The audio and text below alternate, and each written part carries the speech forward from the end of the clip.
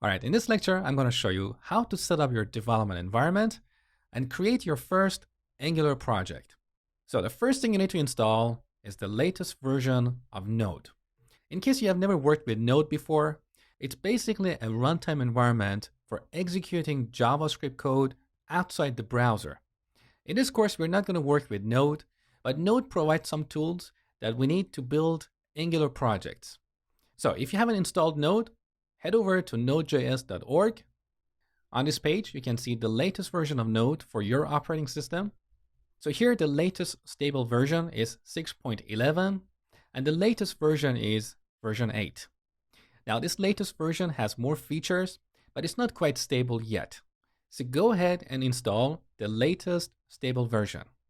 When you do that, open up the terminal on Mac or command prompt on Windows and type node --version. So you can see on my machine, I'm running Node version 6.10. The minimum version required for building Angular applications is version 6.9. Once you have Node, then we're going to use a tool called Node Package Manager, or NPM, to install third-party libraries. One of those libraries we're going to install in this lecture is Angular CLI, which stands for Command Line Interface.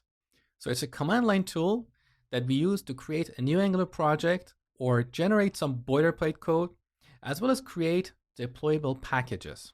So once again, in the terminal, we run npm install -g, which stands for global, and finally the name of the package, which is @angular/CLI. If you don't put -g here, Angular CLI will be installed only in the current folder, and it's not going to be accessible anywhere else. Now, if you're on Mac, you need to put sudo at the beginning of this command to execute it as an administrator. All right, next we need to enter our password. And now this process is going to take a little while. All right, beautiful. We installed Angular CLI. Now to ensure that the installation was successful, we can type ng --version. So you can see I'm running Angular CLI version 1.1.0. And below that, you can see the version of Node on my machine. Once again, it's 6.10.